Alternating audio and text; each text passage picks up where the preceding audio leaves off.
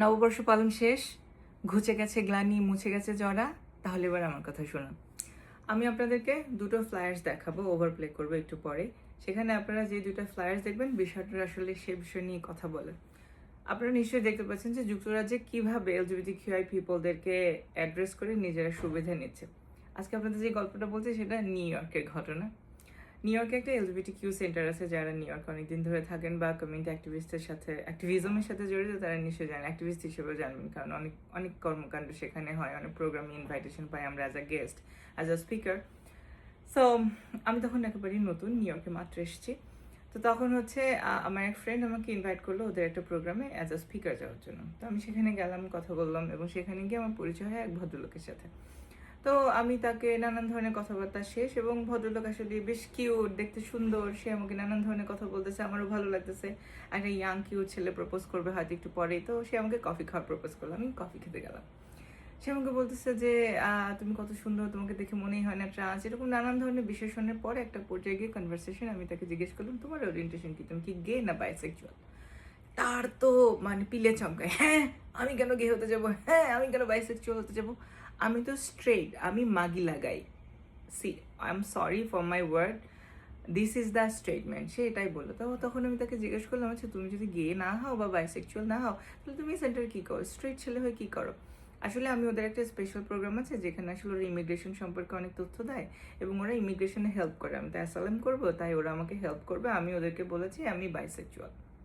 কি বুঝলেন? ফায়দা নেওয়ার বেলায় তুমি একটা স্ট্রেইট ব্যাটা মানুষ, তুমি বাইসেক্সুয়াল হয়ে যাও, আর দিন শেষে গিয়ে এই মানুষগুলো, এই কমিউনিটি মানুষগুলি বঞ্চিত হয়। তারা এই দেশে তাদের কেস ফাইল করতে গেলে তারা নানান ধরনের প্রশ্নের সম্মুখীন হয়, শুধুমাত্র তোমাদের মতো মানুষদের জন্য যারা এসে সাজে। ঘটনা 2, আমার ছোটবেলা থেকে আমি নন প্রফিটে কাজ করি, আমি এনজিওতে কাজ করে বড় হয়েছি। তো আমি তখন একটা নন প্রফিটে কাজ করি, ঢাকায় আমার পোস্টিং, একটা কমিউনিটি বেস অর্গানাইজেশন।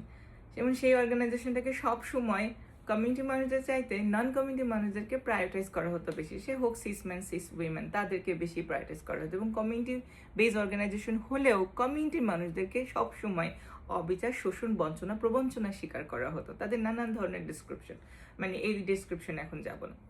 তো ঘটনা হচ্ছে, আমি যখন ওই অর্গানাইজেশন যখন কাজ করি, তখন আমার মাথার মধ্যে একটা প্রশ্ন ঘুরতেছে যে এরা এই যে নন কমিউনিটির মানুষজন এত এত বছর ধরে কাজ করে, তাহলে তাদের সেন্সিটাইজেশনটা কেমন? তো আমি একটা প্রশ্ন সবাইকে গিয়ে করা শুরু করলাম। প্রশ্নটা হচ্ছে, আচ্ছা আপা ভাইয়া, যদি আপনার ঘরে মনে করেন একটা ট্রান্স বউ আসবে, আপনার ছেলে বা আপনার মেয়ে যদি মনে করে একটা ট্রান্স মেয়েকে বিয়ে করবে, আপনি কি সেটা মেনে নেবেন? না, কখনো মেনে নেবে না।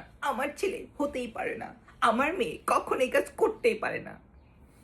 একজন ভদ্র মহিলার কথা আমার মনে আছে, যিনি একেবারে ঠান্ডা মাথায় প্রশ্নটা শুনলেন, আমার দিকে কতক্ষণ তাকালেন, তারপর উনি বললেন, আমার সন্তান যদি চায়, আমার কষ্ট হবে হয়তো মেনে নিতে যে আমার সন্তান, তো আমি এটা এক্সপেক্ট করি নাই, কিন্তু আমি আমার সন্তানের সেক্সুয়ালিটিকে বা জেন্ডার আইডেন্টিটিকে আমি সম্মান করব। ওই ভদ্র মহিলার প্রতি আমার সম্মান বেড়ে গেল যে she is the real change maker. আর যারা সব তোমরা ভুয়া, তোমরা ফাউল, তোমরা শুধু সুবিধা নেও, এবং সুবিধা নিয়ে নিয়ে নিয়ে নিয়ে এই মানুষগুলিকে রাস্তায় নামিয়ে রাখছো তোমরা বছরের পর বছর, প্রজন্মের পর প্রজন্ম। This is insane, and stop this nonsense.